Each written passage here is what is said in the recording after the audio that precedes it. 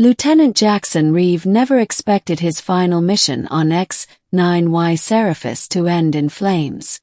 The recon ship he piloted was struck by a sudden electromagnetic blast as he flew over a dense alien jungle, sending the vessel spiraling to the forest floor like a dying bird.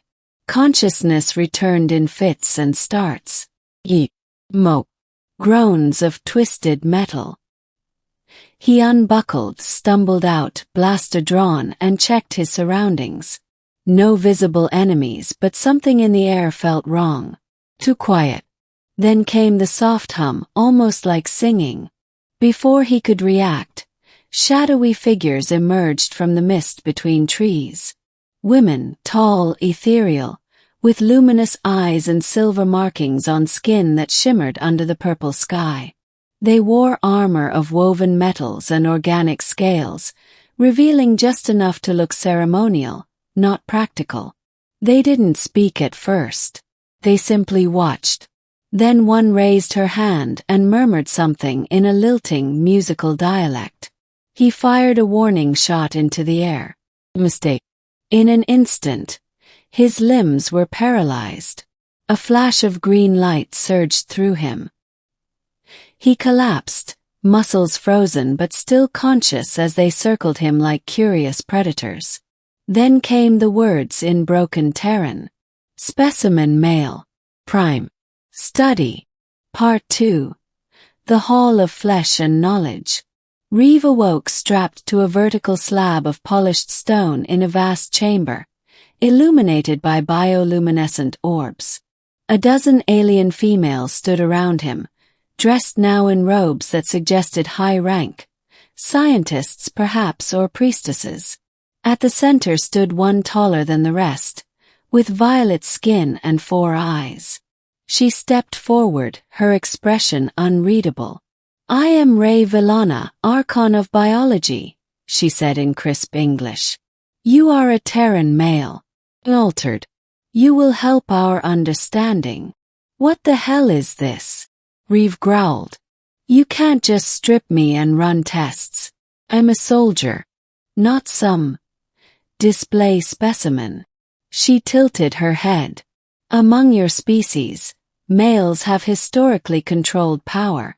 But among ours, males vanished after the searing. For 400 cycles, we've adapted without them." Her eyes traveled over his body like a scanner. "We intend to know what was lost, and whether it is worth regaining."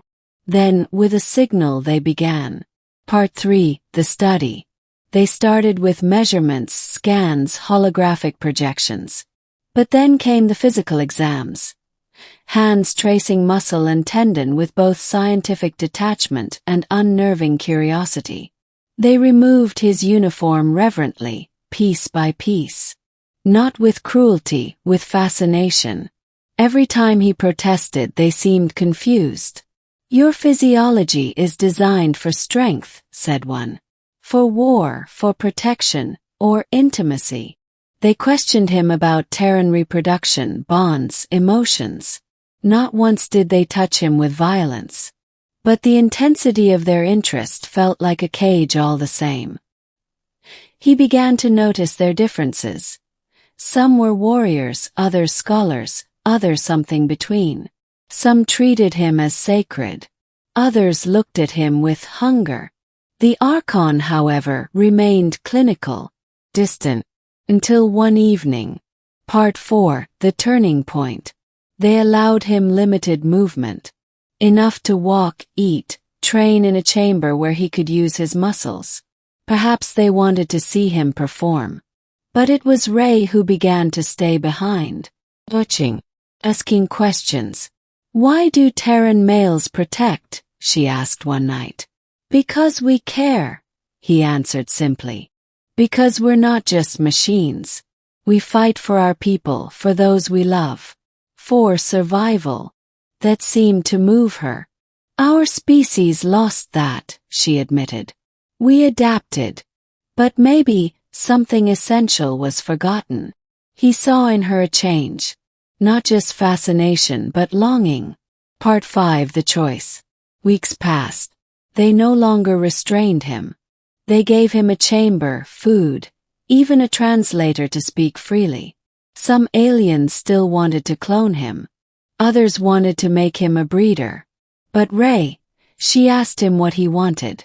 "I want to go home," he said. "But not until I know I'm not just a curiosity to you." "I do not wish to possess you," she said. "But I wish to understand. To feel, as you do." Then she touched his chest, not coldly but gently, with reverence. "I do not command you," she whispered. "But if you would stay willingly, we could begin again.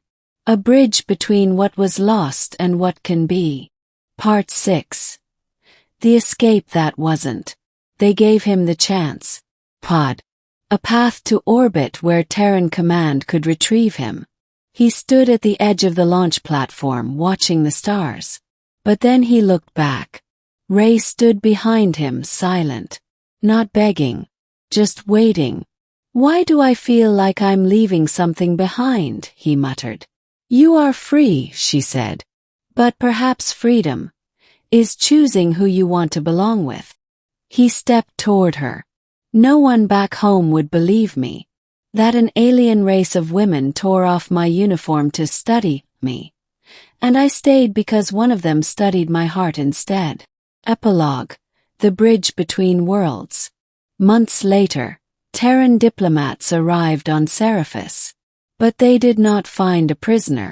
They found an ambassador.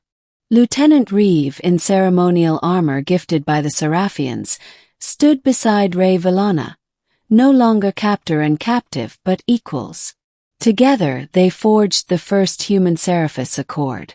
A promise of knowledge, unity, and something new. Hope for a shared future, where biology was only the beginning, and understanding was the true power.